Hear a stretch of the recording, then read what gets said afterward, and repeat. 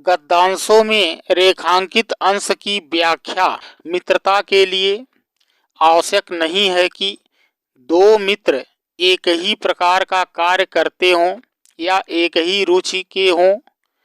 इसी प्रकार प्रकृति और आचरण की समानता भी आवश्यक या वांछनीय नहीं है।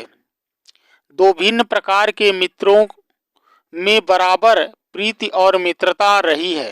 राम धीर और शांत प्रकृति के थे, जबकि लक्ष्मण उग्र और उदंत स्वभाव के थे।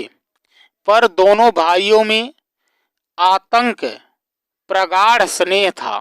उदार तथा उच्चस्य कर्ण और लोभी दुर्योधन के स्वभाव में कुछ विशेष समानता न थी, पर उन दोनों की मित्रता खूब निभी।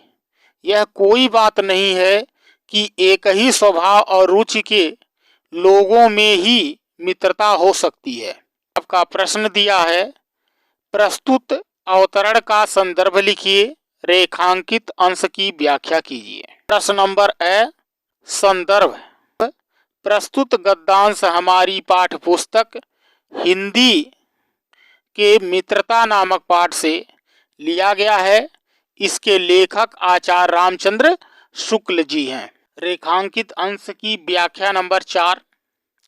शुक्ल जी कहते हैं कि सच्ची मित्रता के लिए दो व्यक्तियों के स्वभाव का एक समान होना कोई महत्व नहीं रखता है। यदि इसमें महत्व है तो केवल इस बात का दोनों व्यक्ति एक दूसरे से कितनी सहानुभूति रखते हैं। यदि वे ऐसा समझते हैं तो विपरीत स्वभाव होने पर भी उनकी मित्रता सच्ची सिद्ध होती है, और यदि ऐसा नहीं समझते तो समान स्वभाव के होने पर भी मित्रता नहीं निभ सकती। राम, लक्ष्मण एवं कर्ण तथा दुर्योधन के दृष्टांत इस तथ्य के स्पष्ट उदाहरण हैं। जैसे राम धैर्यशाली और शांत स्वभाव के थे, जबकि लक्ष्मण उग्र और उत्तेजित स्वभाव वाले। लेकिन स्वभाव की भिन्नता होने पर भी उनमें प्रगाढ़ स्नेह था। इसी प्रकार से कर्ण महान विचारों वाले और दानी थे, जबकि दुर्योधन स्वार्थी तथा लोभी था।